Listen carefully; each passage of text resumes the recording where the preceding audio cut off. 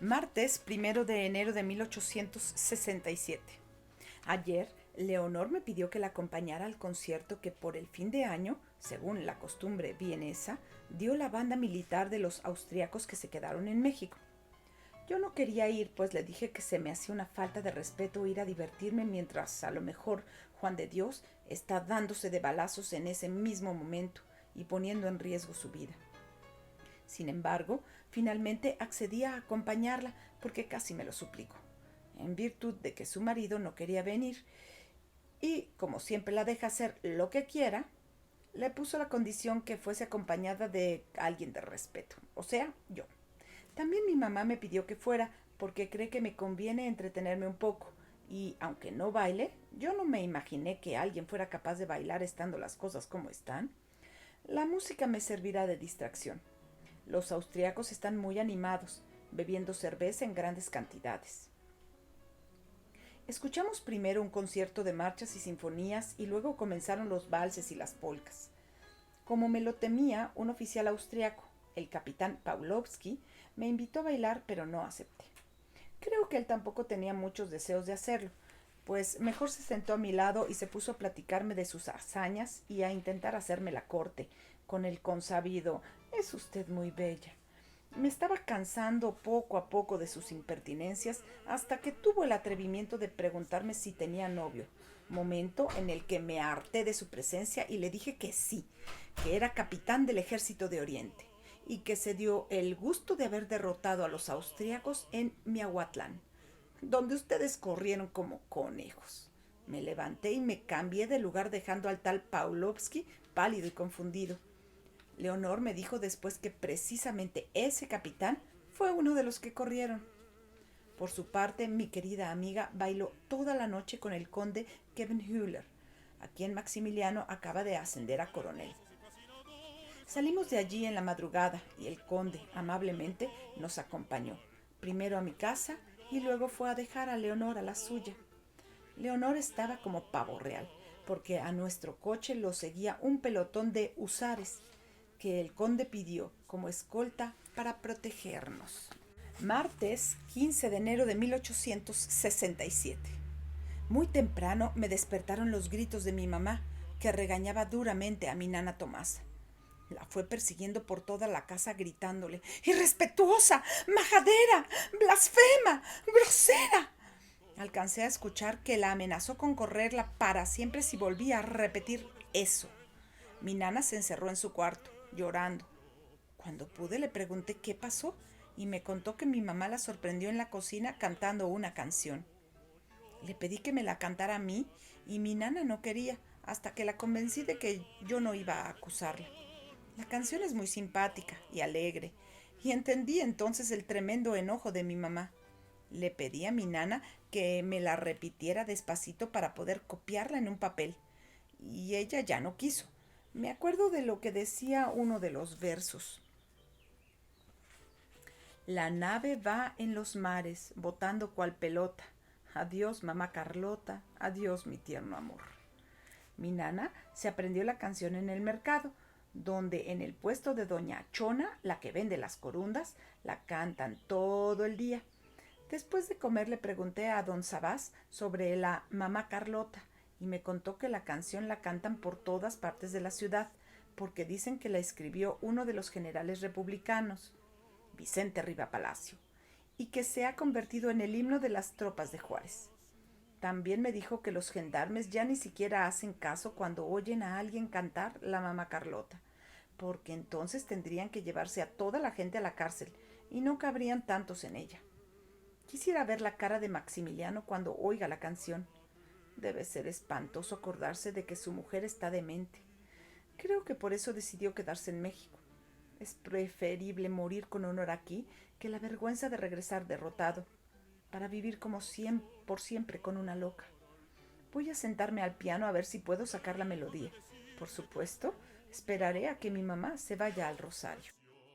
Martes 5 de febrero de 1867. Por fin hoy se van los franceses. Me levanté con ganas de ver a Pepita, pues a lo mejor es la última vez que puedo hacerlo. Desde anoche les mandé un recado a Adela y a Leonor para que juntas fuéramos a buscarla. Así, don Sabás nos llevó a las 3 a su casa, al palacio de la mariscala, le dije, y Leonor y Adela se rieron. Cuando llegamos a Buenavista, a la puerta del enorme palacio que Maximiliano les regaló a Bazin y a Pepita, vimos una gran cantidad de soldados franceses cargando en carros el equipaje y hasta los muebles. Le dijimos al oficial que estaba de guardia que queríamos ver a la mariscala, y ella nos mandó decir que no tenía tiempo para recibirnos. Me enojé muchísimo y decidí que nos quedaríamos en la puerta hasta que Pepita saliera para obligarla a vernos. Así fue. Al poco rato la vimos pasar por el gran patio, dando órdenes y gritos en francés a su servidumbre mexicana. Se ha vuelto bastante creída. Se subió a su coche junto con su pequeño hijo, y al pasar por donde nosotros estábamos, nos vio, pero inmediatamente volteó la cabeza hacia otra parte. Mala mija. Espero ahora sí no volver a verla nunca más. Leonor sugirió que fuéramos al Zócalo para ver allí el último desfile de los franceses. Nos paramos exactamente frente al palacio, y allí, en medio de mucha gente que permanecía silenciosa, vimos el paso de las tropas. Me llamó la atención que algunos franceses cargaban pericos en los hombros. Seguramente los llevan como regalo a París, donde no ha de haber estas aves. El mariscal Bazin pasó a caballo. Se detuvo un momento frente a las puertas cerradas del palacio, y como nadie salía, se alejó fustigando a su caballo. En su cara se veía que estaba furioso. Cuando terminó el desfile, Adela se dio cuenta de que en la azotea del palacio estaban 2 personas. Inmediatamente reconoció a José Luis. Junto a él, un hombre con abrigo gris veía cómo se alejaban los soldados invasores. Pude distinguir a Maximiliano. Me dio pena verlo tan abandonado. Miércoles 13 de febrero de 1867. Ayer, al mediodía, el emperador Maximiliano mandó llamar a mi mamá para agradecerle todos sus servicios y su lealtad. Le dijo que la apreciaba mucho y la despidió diciéndole que se iba para Querétaro a ponerse al frente del ejército, que era irremediable la enfermedad de la emperatriz y que no hacía falta que permaneciera como dama de honor. Mi mamá entendió y, haciendo una reverencia, se retiró. Llegó a casa muy triste y mi papá opinó que era mejor así, pues ya se terminó el sueño imperial. Por la tarde fui con Adela a la casa de Leonor, que está muy angustiada porque los austriacos se van a la campaña con el emperador. No creí que le importara tanto cuando muchos otros como Blasio también se van. Nos pusimos de acuerdo para ir de madrugada a ver la partida del ejército imperial en el Zócalo. Así fue, y don Sabás me llevó a recoger primero a Adela y luego a Leonor, que salió de su casa sin avisarle a su marido que aún dormía. Vimos cómo salieron las tropas de palacio y en medio de sus soldados el emperador pasó a caballo. Se le veía muy contento y seguro de sí mismo. Nos saludó con la cabeza, quizá porque éramos las únicas personas que observábamos la marcha imperial. Un poco atrás de él, José Luis Blasio iba también a caballo. Al reconocer a Adela, se salió de la formación y fue a decirle, enfrente de nosotras, que la amaba. Adela estaba llorando de la emoción y le gritó: «Cuídate, por Dios». Salieron más soldados y los cañones. Unos breves minutos después salió a la plaza el regimiento de húsares, al mando del conde de Khevenhüller, pero en lugar de seguir al ejército, se formó y se quedaron quietos. El conde, al ver a Leonor, se acercó a nosotras.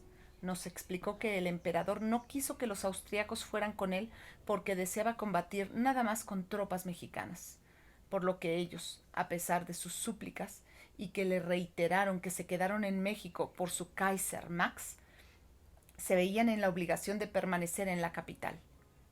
Leonor lo interrumpió para decirle que eso era maravilloso. Se ve que son muy amigos. ¿Le importará a su marido? Viernes 8 de marzo de 1867. Mi papá comentó en la mañana que el imperio está a punto de derrumbarse. Únicamente le quedan 4 ciudades principales: México, Puebla, Veracruz y Querétaro. A finales de enero hubo un rayo de esperanza para Maximiliano, cuando el general Miguel Miramón atacó y ocupó Zacatecas, y estuvo a punto de capturar al presidente Juárez, al que por cierto el emperador ordenó que no fusilaran, pero luego lo derrotaron en San Jacinto y la ilusión se desmoronó. Además, dicen que Maximiliano tuvo que ir a Querétaro porque allí los conservadores querían deshacerse del empeorador y poner en su lugar como presidente a Miramón, quien es su verdadero ídolo desde la época de la Guerra de Reforma. Otros dicen que eligió Querétaro para estar cerca de Juárez, quien ya llegó a San Luis Potosí, y convencerlo de convocar a un congreso que decida la mejor forma de gobierno para México. Puras especulaciones inútiles. Lo que verdaderamente importa es que Juan de Dios cumple hoy 21 años. Fui, como el año pasado, a la iglesia de su santo patrono a pedir por él. No podía concentrarme en la devoción ni en el rezo, pues mi mente, traicionera, nada más se acordaba de aquello que dice: yo te miré una vez y en el momento sentí un fuego voraz que me quemaba, y una voz escuché que me juraba: a ti te amo no más a ti. Desde entonces tu imagen seductora no se aparta un instante de mi mente, y un ardiente volcán siento en mi mente. Me santigüé con agua bendita para alejar los malos pensamientos y apagar el fuego voraz que me quemaba. Lo que no sirvió para nada porque llegué a mi casa todavía con el ardiente volcán en todo su esplendor. Creo que me tendré que ir a confesar, pero no con el padre Severo. ¿Qué va a pensar de mí? Jueves 11 de abril de 1867. Vaya sorpresa. Fui al mercado con mi nana Tomasa y ella se dio cuenta de que una viejecita jorobada, que apenas podía caminar, nos venía siguiendo con sus pasitos apresurados. Una cuadra antes de llegar a la casa me detuve con la intención de preguntarle qué se le ofrecía, pero ella, con voz totalmente apagada y chirriante, me susurró que siguiera hasta mi casa, y abrió su rebozo y me enseñó un ramo de violetas. No era mujer, era Cleto disfrazado. Me dijo que apenas pudo entrar a México y que tenía que irse inmediatamente. Vio lo que se cocía en el fogón, destapó la olla de los frijoles y dijo: lástima, con lo bien que me caerían unos llenadores. Supe que nomás venía a avisarme que ya mero llegamos, porque desde mañana la ciudad va a estar sitiada por el Cuerpo de Ejército de Oriente y que su comandante, Juan de Dios, me pedía licencia para meterse en la casa de Merced de las Huertas para usarla como cuartel general del batallón. Le dije que sí, desde luego, pues mi mamá asintió y ella misma le dio las llaves de la casa. Luego, antes de que yo preguntara, él se anticipó. Ahora sí, no le he dicho que a mi comandante, pues ya lo hicieron comandante. Me reí y lo dejé que me explicara. Fue en Puebla, el 2 de abril, cuando asaltaron la ciudad. Dice que Porfirio, como sabía que venía Leonardo Márquez con sus tropas a cerrarle el paso, ordenó el ataque a sangre y fuego, y que en él perdieron un brazo, su compadre de Porfirio, Manuel González, y una pierna, el otro compadre, Carlos Pacheco. Viera qué de brazos y piernas y tripas y sesos estaban regados por todos lados, me dijo, y yo me impresioné. Porfirio ascendió a Juan de Dios en medio de los balazos para que supiera a Pacheco y tomara el mando. Nos contó que se sonaron a Márquez en 3 batallas seguidas, en San Diego el día 6, en San Gregorio el 8 y en San Lorenzo el 10, que fue cuando Márquez salió corriendo y dejó a los emplumados para detenernos, pero no se les hizo. Como ya se tenía que ir, mientras se volvía a disfrazar, le pedí que le dijera a Juan de Dios que lo amo. Mejor dígaselo usted misma. Al cabo ya falta re poco, me confesó, apenado, que lo peor que le ha pasado en la vida es andar vestido de vieja. Sábado 20 de abril de 1867. Mi mamá cumple años hoy, pero ni modo de hacer fiesta entre tanto cañonazo y granadas que estallan a mitad de la calle. Afortunadamente en la casa no han caído, pero las casas de las orillas han sido demolidas. Lo más chistoso es que el Diario del Imperio sigue publicándose como si nada. anunciando todos los días que dentro de poco regresará para salvarnos el emperador con su invencible ejército. En cambio, lo más grave de todo es la falta de comida. Ayer vinieron unos oficiales a requisar lo que teníamos guardado en el sótano y en el patio de atrás. Se llevaron todo, desde las gallinas hasta la pastura de las mulas del coche. Don Sabás estaba muy triste porque dice que los animales se van a morir de hambre. Mi papá, sin que lo oiga don Sabás, opina que más bien nosotros nos vamos a tener que comer las mulas, porque ya no venden nada de carne en las carnicerías, ni se consigue maíz ni tortillas. El último guajolote que nos quedaba nos lo comimos ayer. Mi nana Tomasa dice que en el mercado ya están vendiendo carne de perro y de gato, y que le dijeron que se pueden hacer platos muy ricos con ellos. Mi mamá está asqueada, pues dice que los perros callejeros se alimentan de carroña y de basura, y los gatos de ratas del desagüe. Jura que primero muerta que comer esas porquerías. Hoy vinieron otros señores a exigirle a mi papá un préstamo forzoso a nombre del gobierno imperial, con la amenaza de que si no paga, lo mandarán a las trincheras, expuesto a las balas de los republicanos. Mi papá sacó los últimos pesos que le quedaban y se los dio. Les explicó a los recaudadores que no tenemos dinero porque en la notaría, por razones obvias, no hay trabajo. Lo que no me gusta nada es el ruido de los cañonazos en la noche. Se oye espantoso. Estamos durmiendo los tres en uno de los cuartos de abajo, que están más protegidos, por si cae una granada en el techo. Mi mamá tiene tanto miedo que se acuesta en el suelo en el pasillo, vestida y lista para salir corriendo. También le dimos refugio por unos días al padre Severo, al que una bomba le tiró una de las paredes de la casa curial. Mi papá se queja por lo bajo, diciendo que es una boca más que alimentar.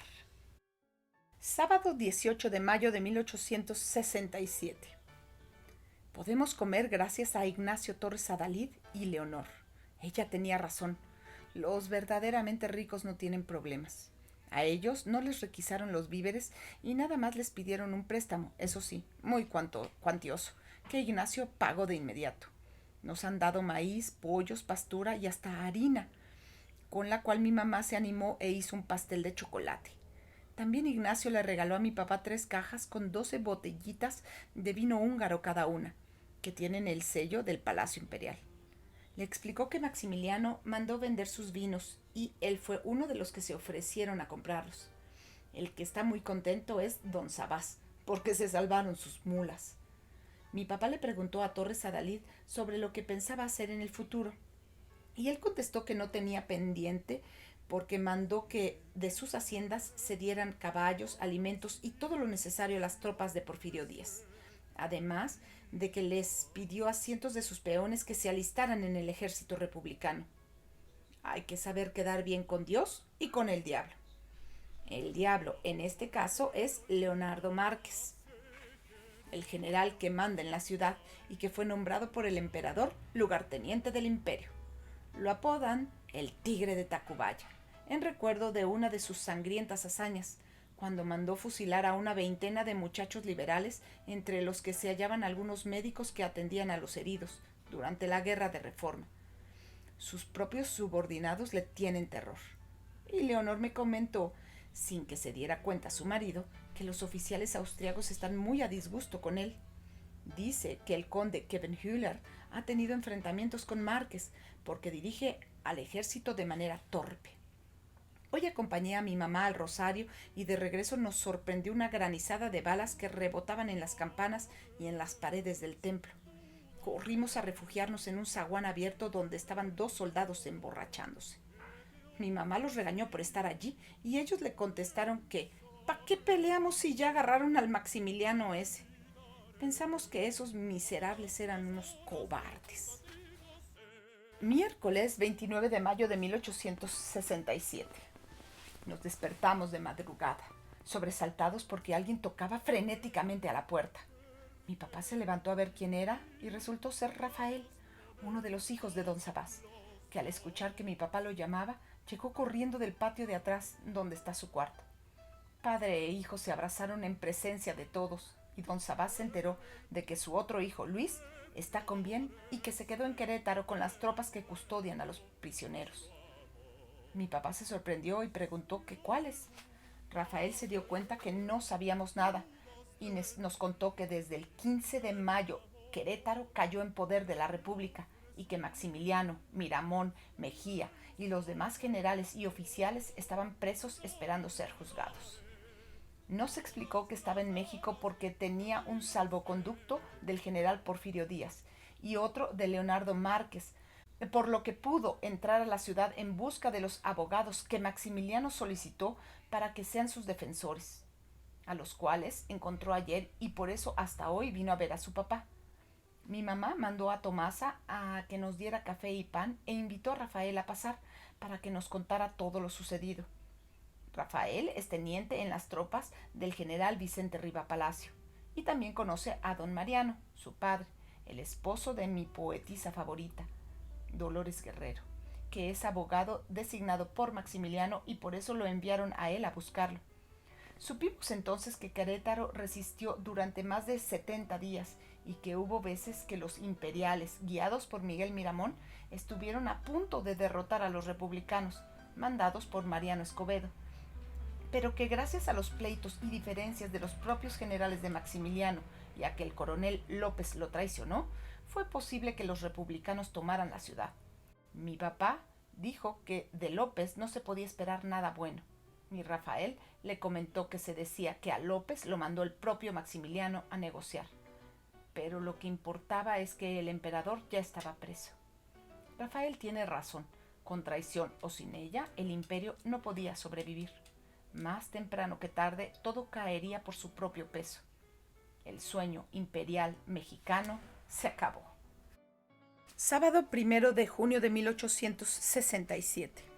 Hoy salieron de México don Mariano Riva Palacio y otros abogados con rumbo a Querétaro, donde serán los defensores de Maximiliano. Mi papá, que habló con ellos ayer, está muy escéptico de lo que puedan hacer, porque la ley del 25 de enero de 1862, con la que juzgarán a Maximiliano, es definitiva. Al ex emperador le corresponde sin remedio la pena de muerte, entre otras cosas porque usurpó el poder supremo de la nación. Aprovechando la salida de los abogados, una gran multitud de personas se agolparon en las puertas de la ciudad pretendiendo salir también y librarse de los rigores del sitio, debido a que se supo que Porfirio acordó una tregua con Márquez para permitir el paso de los licenciados.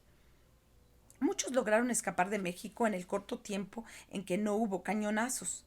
Mi mamá dice que la gente está muy asustada y que nadie entiende la necedad de Márquez, que no quiere rendirse. Oficialmente para él, Querétaro sigue resistiendo, aunque ya corrió la noticia de que Maximiliano está bien preso y que lo van a someter a juicio.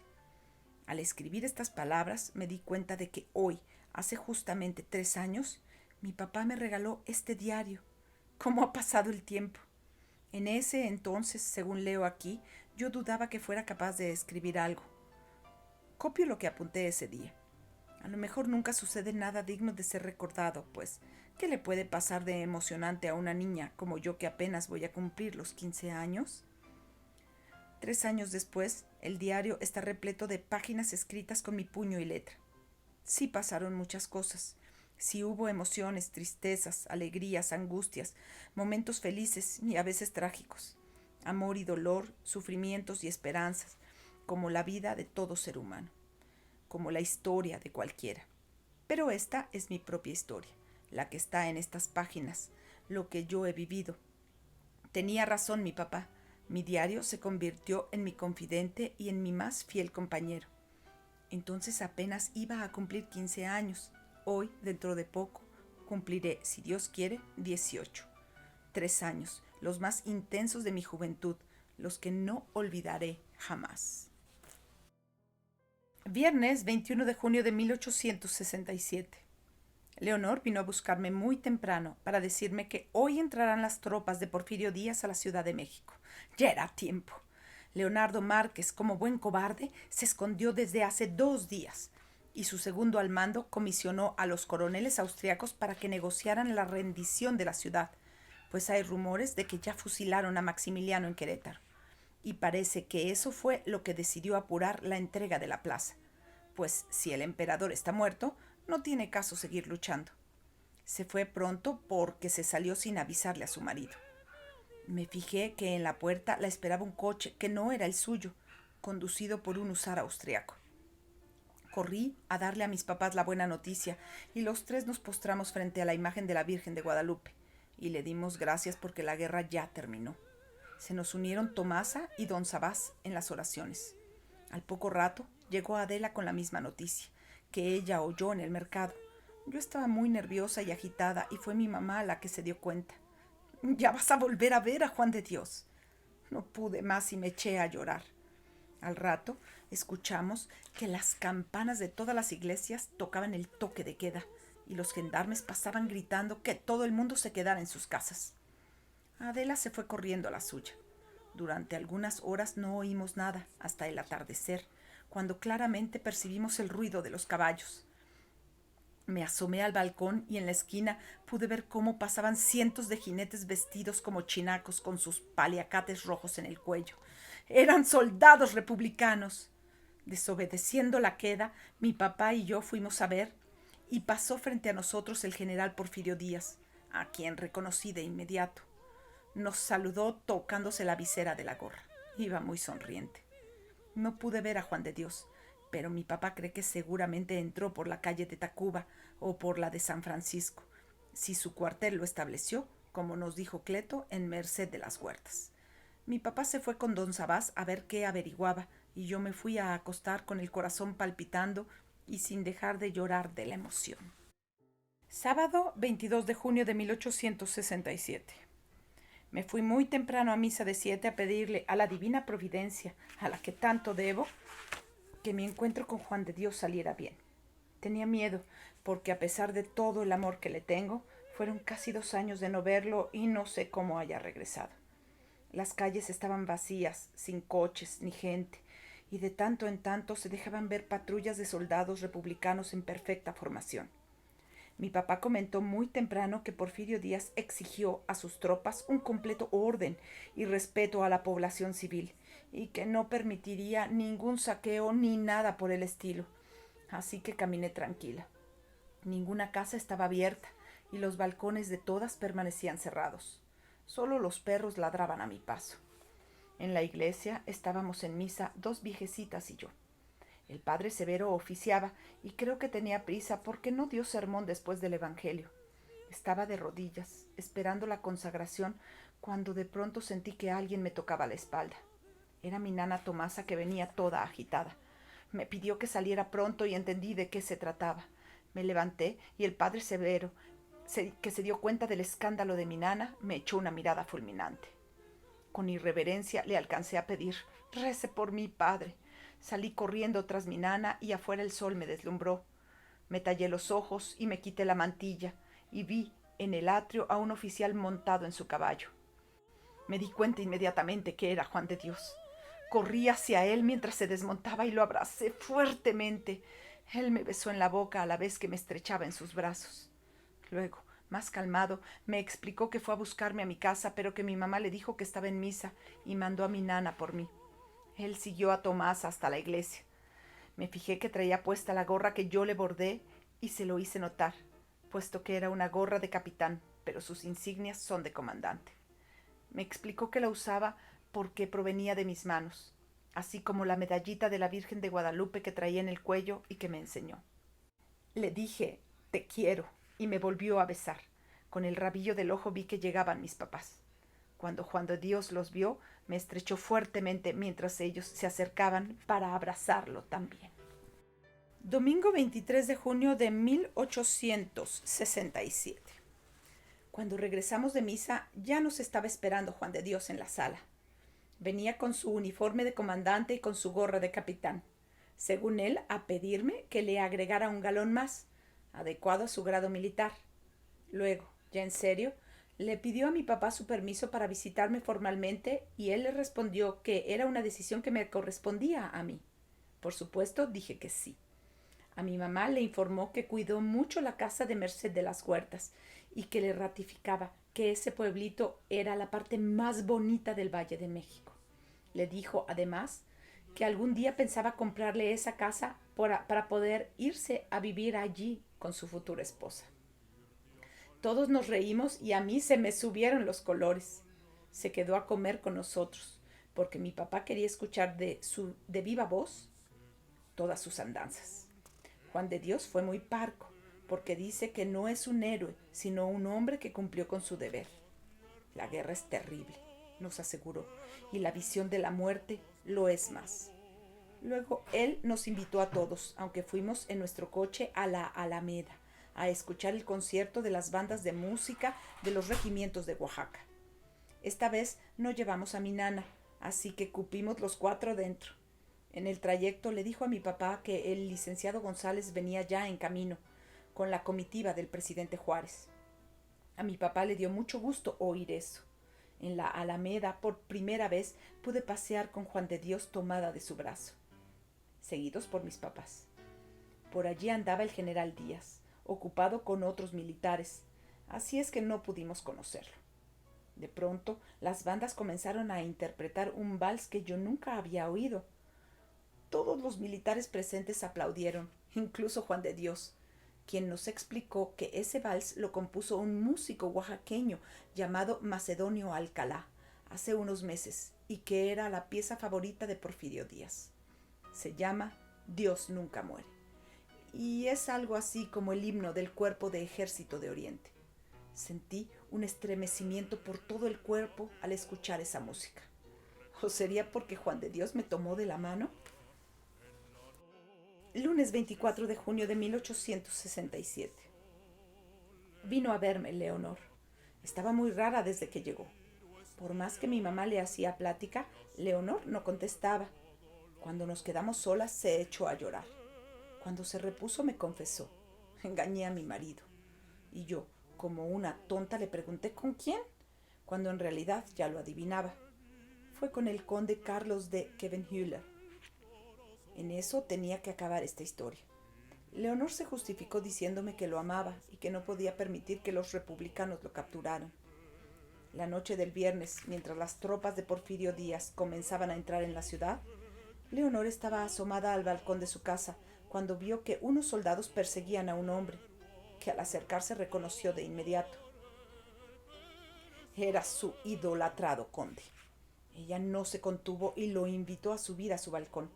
El conde, con agilidad, se trepó por la pared y se metió en su recámara. Se quedó con ella hasta la madrugada. No se lo vayas a decir a nadie, por amor de Dios, me pidió Leonor con los ojos llenos de lágrimas. Le prometí que no diría ni una palabra. Luego me confió un secreto más espantoso todavía. Su esposo, el rico Torres Adalid, ni siquiera la ha tocado nunca.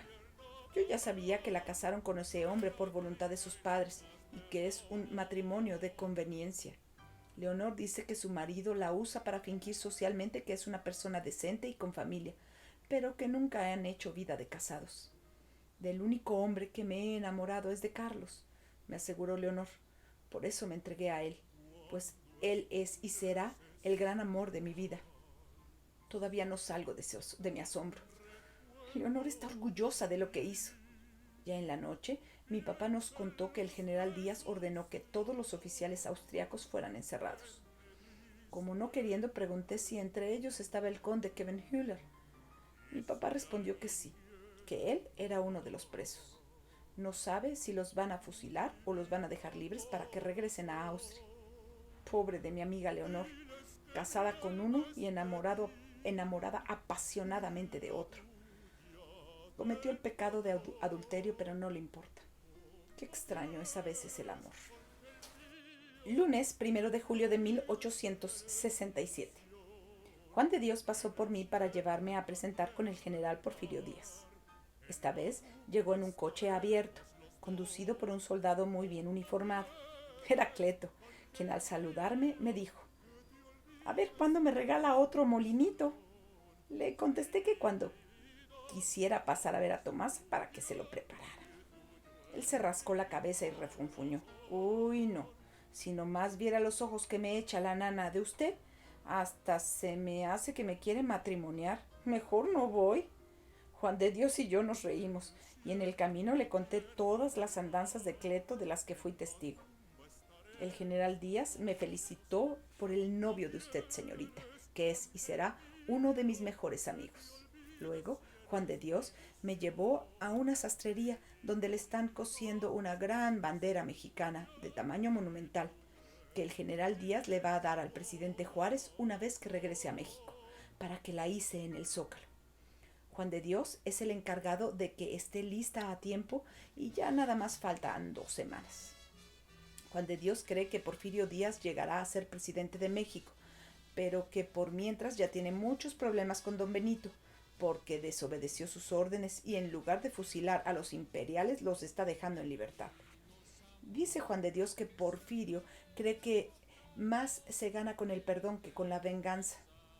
En la tarde, cuando se despidió, le entregué su gorra a la que le añadí un galón más, bordado con hilo de oro, y en un arranque de insensatez, mientras él se la probaba, le declamé las frases que me aprendí de memoria. Tu presencia me enajena, tus palabras me alucinan, y tus ojos me fascinan, y tu aliento me envenena. Don Juan, yo lo imploro de tu hidalga compasión, o arráncame el corazón, o ámame porque te adoro. ¿Y eso? Me preguntó sorprendido. Se lo dijo doña Inés a don Juan, respondí. Pero si doña Inés es tu mamá, me replicó haciéndose el tonto. Le tuve que explicar que se trataba de don Juan Tenorio. Él muy cínico me dijo que no puso atención a las frases y me hizo que se las repitiera. Después me besó largamente y se fue. Martes 9 de julio de 1867. Regresó de Querétaro José Luis Blasio. Lo dejaron libre y sin cargos, por lo que no le harán juicio alguno. Lo primero que hizo después de ver a su madre, pues la pobre señora no tenía noticias de la suerte de su hijo, fue ir a visitar a Adela, quien estaba conmigo. Hasta mi casa llegó José Luis y Adela lo abrazó fuertemente. Viene muy abatido el pobre. Con nosotras recordó los últimos momentos de Maximiliano y mi papá y mi mamá se acercaron para oír. Cuando estaba hablando llegó Juan de Dios y también se quedó muy calladito dejando que Blasio se explayara en sus recuerdos. A las 3:30 de la mañana del 19 de junio, Maximiliano se levantó y se vistió de traje negro. Luego recibió a su confesor y escuchó la misa acompañado por Miramón y Mejía. A las 5 de la mañana desayunaron pollo, pan, café y media botella de vino tinto. Media hora más tarde llegó la escolta que los conduciría al Cerro de las Campanas. Con paso firme, Maximiliano abandonó su celda y salió a la calle, donde esperaban los coches en que los llevarían al patíbulo. Al ver los primeros rayos del sol, exclamó: en un día tan hermoso como este, quería morir. Al llegar al cerro, los 3 reos se encaminaron hacia el sitio de la ejecución. Maximiliano repartió algunas monedas entre los soldados del pelotón de fusilamiento y luego ocupó su lugar, dejándole a Miramón la posición de honor en el centro. Enseguida se quitó el sombrero y limpió el sudor de su frente con un pañuelo. Le dio ambos objetos a su criado, con la recomendación de que se los diera a su madre, la archiduquesa Sofía. Maximiliano y Miramón dijeron algunas palabras, y en cambio Mejía permaneció en silencio. Luego se escucharon las órdenes de los oficiales y sonaron los disparos. Maximiliano cayó al suelo, y dicen que entre estertores murmuraba: «¡Hombre! ¡Hombre!». Le dieron un tiro de gracia en el corazón. Mi mamá, Adela y yo llorábamos. Mi papá y Juan de Dios estaban conmovidos. Blasio apenas pudo contenerse y finalmente se abrazó a Adela. En la puerta de la sala descubrí a don Sabás, que, con el sombrero en las manos, escuchaba con mi nana Tomasa. Jueves 11 de julio de 1867. Adela va a cometer una locura. Resulta que Blasio, arrepentido de todos los sufrimientos que le causó en el pasado, le propuso matrimonio, y Adela volvió a aceptar. Se casarán el domingo próximo. Pero, siempre hay un pero tratándose de José Luis, él se irá inmediatamente de viaje. Sin embargo, quiere irse ya casado, dejando a Adela con su familia. Dice que va a Viena a cumplir con las últimas instrucciones que le dio Maximiliano. Presentarse ante la archiduquesa Sofía, ante el emperador Francisco José y ante los otros hermanos del monarca difunto, para narrarles los últimos minutos de su vida, obligación que tiene el deber moral de hacer, pues le estará por siempre agradecido a Maximiliano. El otro pero es que además en Viena deberá cobrar la parte que le corresponde de la fortuna personal de Maximiliano, quien lo instituyó junto con muchos otros como su heredero, dinero que espera recibir pronto para tener algún capital con que iniciar su vida matrimonial, porque por ahora es un desempleado. Quiere apurar su viaje porque le preocupa que lleguen primero los príncipes de Salm, un matrimonio de aventureros que se supieron ganar la confianza de Maximiliano en Querétaro, y quienes creen tener más derechos que los demás sobre los bienes del difunto emperador, sobre todo ella, la princesa, una estadounidense que fue artista ecuestre, con la que Maximiliano se entusiasmó porque ella tomó como propia la obligación de salvarle la vida. No sabe si Maximiliano se enamoró de ella o ella de Maximiliano, pero sí que la princesa de Salm fraguó un plan de evasión consistente en corromper a los dos coroneles republicanos responsables de la custodia del emperador. Los coroneles exigieron 100,000 pesos en efectivo por dejar escapar a Maximiliano, pero la princesa no disponía más que de 8,000. Entonces la Salma quiso seducir a uno de ellos, desnudándose para que la tomara, y ellos en cambio la denunciaron y la obligaron a salir de Querétaro. Mi mamá piensa que, conociendo el carácter de Maximiliano, la princesa de Salm fue su último amorío. Lunes 15 de julio de 1867. Hoy entró a la Ciudad de México, triunfante, el presidente de la República, don Benito Juárez. Desde muy temprano fuimos al Zócalo a ganar buen lugar para ver la solemne llegada del hombre que mantuvo viva la esperanza de México durante los años de la intervención francesa y del Segundo Imperio Mexicano. No sé cómo, pero mi papá consiguió que los tres pudiéramos estar en primera fila, frente a Catedral. Me fijé que cerca de nosotros, en los portales, estaba el batallón que manda, muy marcial y gallardo, Juan de Dios, quien permaneció todo el tiempo en su puesto, y cuando me vio nada más me saludó con la espada. Mi mamá comenzaba a acalorarse cuando oímos los toques de corneta y todos los soldados presentaron armas. Don Benito llegó en un carruaje descubierto, saludando a la multitud y acompañado de sus ministros, los señores Lerdo, Iglesias y Mejía. En el siguiente coche venía el general Porfirio Díaz. El presidente esperó junto al asta y el general Díaz se acercó portando con otros oficiales la bandera monumental que Juárez comenzó a izar mientras escuchábamos las notas del himno nacional. Luego le dio un apretón de manos a Porfirio y se subió a una tribuna a leer un discurso, del que me acuerdo de lo más importante. Hemos alcanzado el mayor bien que podíamos desear, viendo consumada por segunda vez la independencia de nuestra patria. Cooperemos todos para poder legarla a nuestros hijos en camino de prosperidad, amando y defendiendo siempre nuestra independencia y nuestra libertad. La ovación era atronadora. Don Benito volvió a saludar al gentío y se metió a palacio, que ya volvió a ser nacional. Por la tarde me enteré por boca de Juan de Dios que Juárez estaba preocupado porque le dijeron que Porfirio tenía reunidos más de 35,000 soldados para dar un golpe de estado. Pero en cambio el general Díaz le entregó sus tropas, le devolvió una gran cantidad de dinero que le sobró de la guerra y le ofreció su renuncia, la que don Benito, ya tranquilizado, no lo aceptó. Mucho le pido a Dios que la discordia no se apodere ahora de los hombres que consumaron nuestra segunda independencia. Martes 16 de julio de 1867. El licenciado González, el padre de Juan de Dios, que regresó a México convertido en oficial mayor del Ministerio de Justicia, pasó muy temprano por mi papá porque el presidente Juárez lo quería ver con urgencia. Mi mamá y yo nos asustamos mucho, pero mi papá nos recomendó que no nos preocupáramos y se fueron los dos. Nos dijo después que llegaron al palacio y los pasaron de inmediato al despacho presidencial, donde don Benito los saludó muy afectuosamente y le encargó a mi papá que lo ayudara a redactar una ley por la cual el gobierno de la República reconocerá todos los contratos, escrituras, sentencias y demás documentos que se hayan firmado durante el imperio, ya que como primer paso para la reconstrucción nacional, Juárez quiere que todos sepan que lo que se hizo durante el imperio tendrá validez hoy en día, porque no es posible suponer que la vida se detuvo durante ese tiempo. Mi papá está muy contento de que le hayan confiado este trabajo, y por la tarde se puso luego a escribir.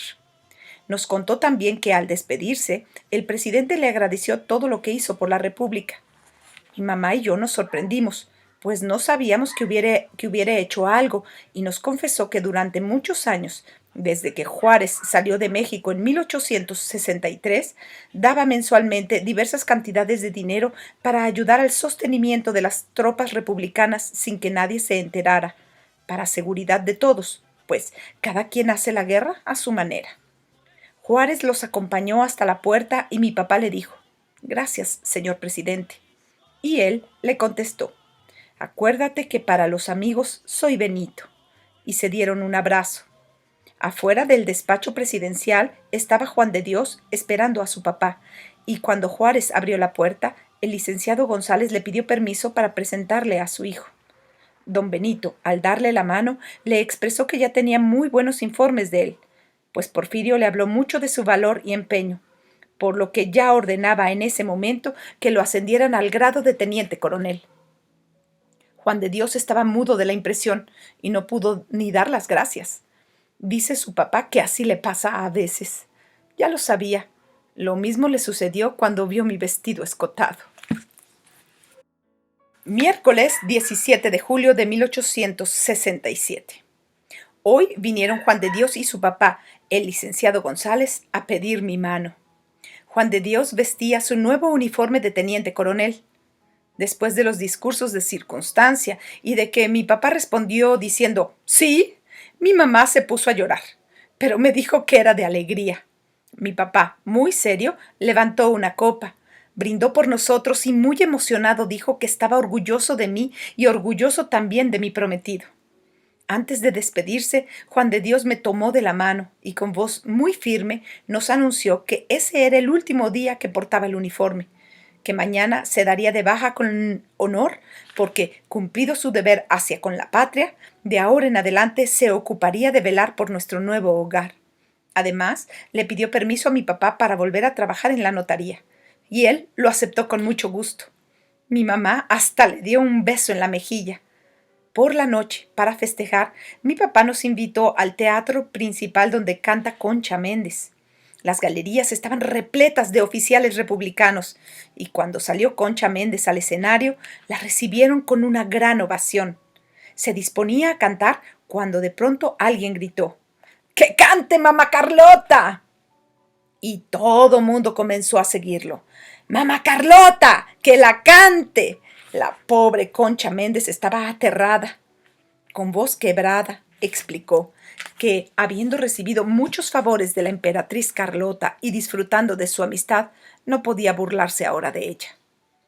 El público entendió y la aplaudió largamente hasta que alguien gritó: «¡La paloma!». Concha entonces se transfiguró y comenzó la música. Cuando salí de La Habana, válgame Dios, nadie me vio salir si no fui yo. Una linda guachinanga como una flor se vino detrás de mí, que sí, señor.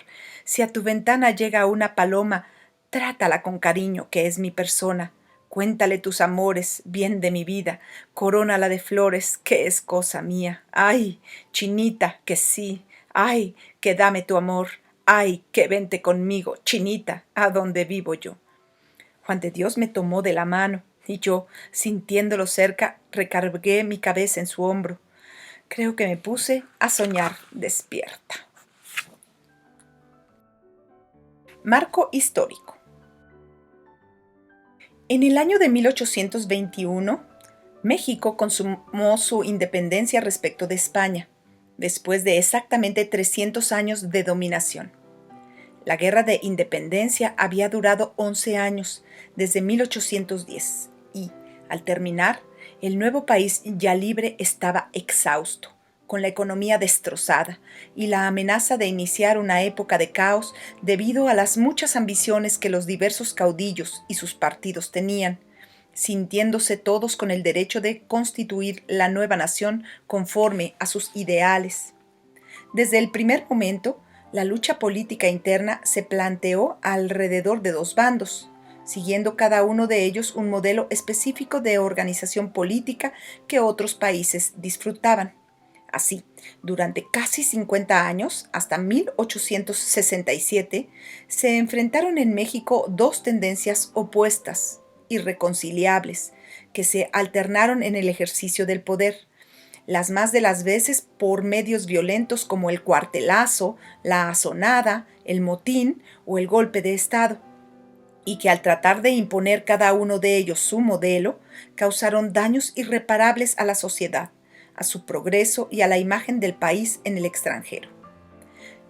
Los bandos en pugna eran, por una parte, aquellos que deseaban que México permaneciera leal al legado político-cultural que había heredado de la Nueva España, es decir, que siguiera siendo monárquico, católico sin tolerancia alguna a cualquier otra religión, con privilegios, monopolios y distinción de clases sociales, argumentando que este era el modo natural de ser de la nación.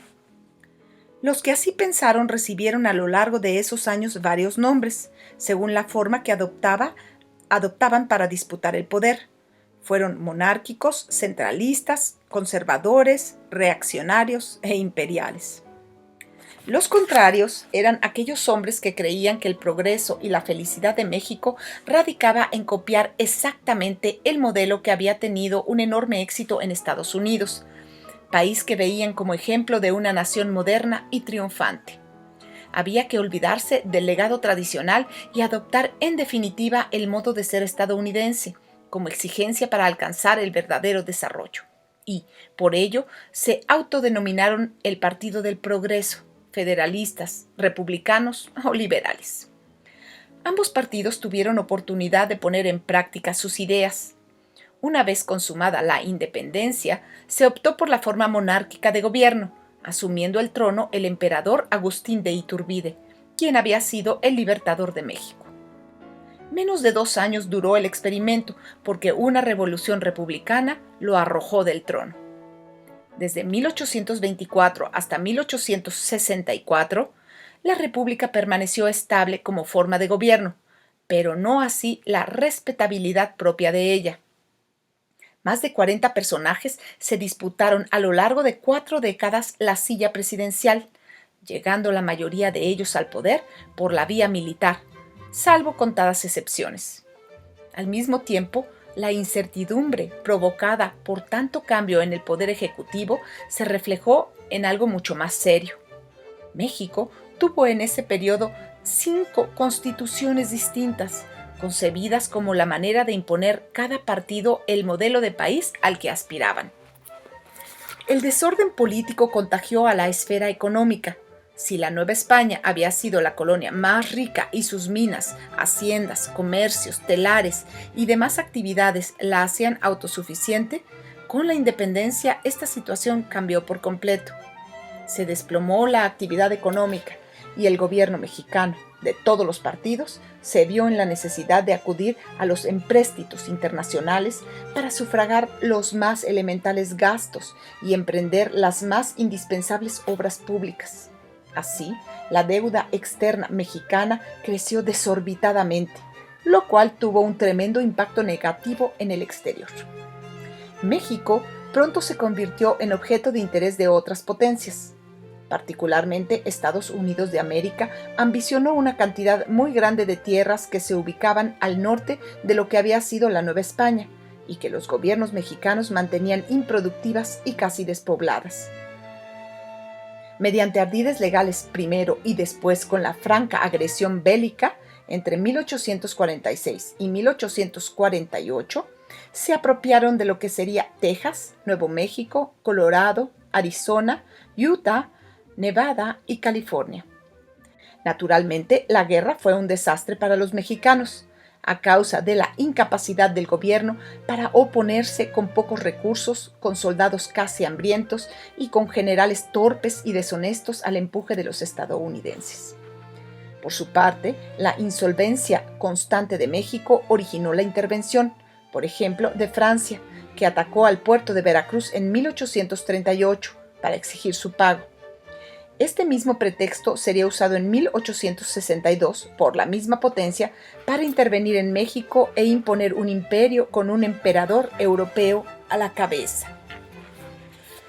Buena parte de los conflictos habidos entre 1821 y 1864 se debieron a la cuestión religiosa, pues los dos bandos en disputa tenían ideas encontradas sobre ese particular. Los liberales deseaban la libertad de conciencia y de creencias, así como la repartición de la enorme riqueza territorial de la Iglesia Católica. Por su parte, los conservadores defendían la intolerancia a cualquier otra religión que no fuera la católica y defendían también el derecho de la Iglesia a poseer bienes. El conflicto llegaría a su clímax en la Guerra de Reforma, de 1858 a 1860, de la que salieron vencedores con la ayuda de Estados Unidos, los liberales, enarbolando ahora una nueva constitución que establecía la separación de la Iglesia y del Estado, así como la igualdad de todos los mexicanos ante la ley. Los conservadores mexicanos, exiliados la mayoría en España y Francia, decidieron buscar el apoyo de esas potencias europeas para imponer su modelo, considerado en su más pura expresión, la monarquía católica. Para ello contaron con el beneplácito del emperador de los franceses, Napoleón III, interesado en expandir el prestigio de Francia en el mundo, y quien veía en Estados Unidos un estorbo para sus planes. Además, Napoleón pensaba cobrar la deuda mexicana y, a largo plazo, establecer un protectorado sobre ciertas provincias mexicanas que él consideraba muy ricas. Los conservadores mexicanos, creyendo que la monarquía era la salvación del país, no dudaron en someterse a los designios de Napoleón, quien eligió para emperador de México al archiduque austriaco Fernando Maximiliano de Habsburgo, hermano del emperador de Austria, Francisco José. Francia invadió el territorio mexicano a principios de 1862, pero sobreestimó la resistencia mexicana, encabezada por el presidente de la República, Benito Juárez, quien encabezó la lucha contra la intervención francesa y en contra de la usurpación que ésta pretendía.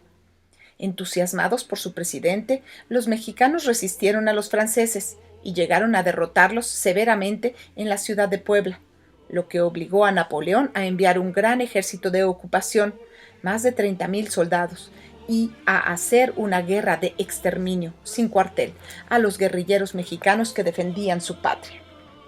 Cuando los franceses lograron entrar a la Ciudad de México, en el verano de 1863, el presidente Juárez se refugió en las provincias del norte, dirigiendo desde allí las operaciones de resistencia.